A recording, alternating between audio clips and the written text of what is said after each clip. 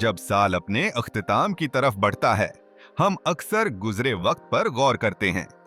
हम मुस्तकबल की तरफ उम्मीद से देखते हैं। इस हफ्ते हम उस गहरी उम्मीद को दरियाफत करेंगे जो नए साल के साथ आती है।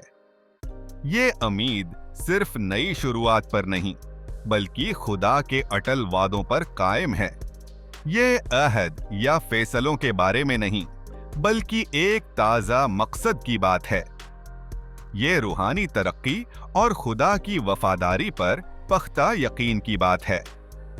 यह जाहिर करता है कि खुदा चाहता है हम एक बामकसद जिंदगी गुजारें, ऐसी जिंदगी जो उसके साथ गहरे ताल्लुक में जड़ी हो।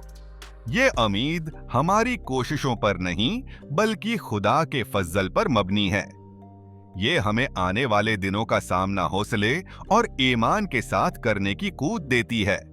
आइए हम नए साल की इस खुदाई उम्मीद को अपनाएं और उसकी अलही उम्कानात को गले लगाएं।